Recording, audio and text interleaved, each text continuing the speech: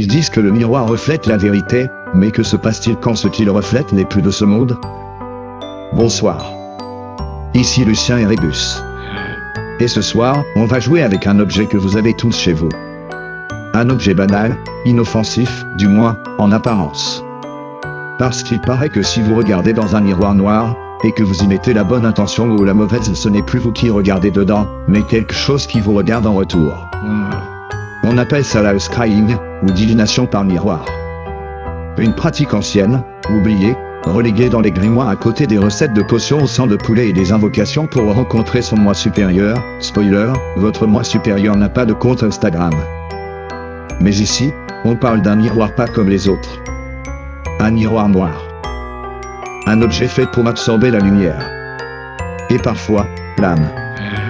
Selon certains occultistes, le miroir noir est une porte. Ni ouverte, ni fermée. Plutôt, entr'ouverte. Suffisamment pour laisser passer des visions. Suffisamment pour laisser entrer une présence. Et c'est là que tout commence. Des témoignages affluent. Une femme voit une silhouette derrière elle, mais il n'y a personne dans la pièce. Un homme sent une main froide sur son épaule en pleine séance.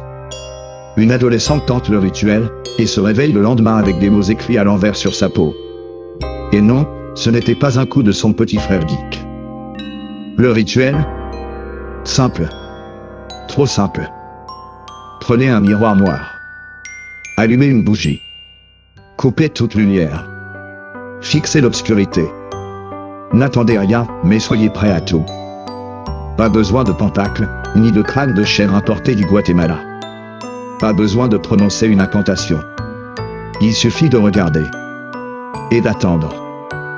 Et parfois, le miroir répond. Pas avec des mots. Mais avec des visages, des visions, des entités que l'on ne reconnaît pas. Mais qui, visiblement, nous reconnaissent. Certains disent qu'il s'agit d'une projection de l'inconscient. D'autres, qu'on entre en contact avec ce qu'on appelle le plan astral. Un genre de Netflix cosmique sans contrôle parental. Mais alors, pourquoi autant de gens se plaignent ensuite de cauchemars récurrents? De phénomènes chez eux. De sensations de présence, même quand le miroir est rangé dans un placard à balai entre une vieille serpillière et les factures impayées. Et puis il y a les cas plus graves. Des possessions. Des pertes de mémoire. Des gens qui deviennent obsédés par ce miroir, au point de ne plus sortir, de se parler à eux-mêmes, ou plutôt à quelqu'un d'autre.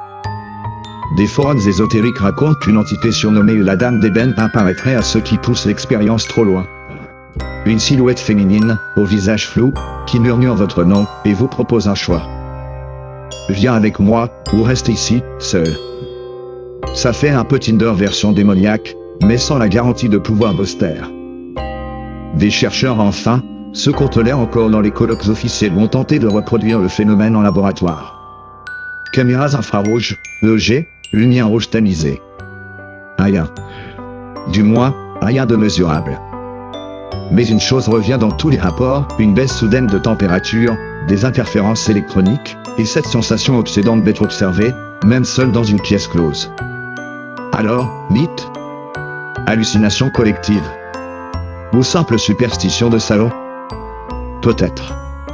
Mais alors, pourquoi la CIA a-t-elle classifié certains dossiers liés à la vision à distance utilisant des surfaces noires?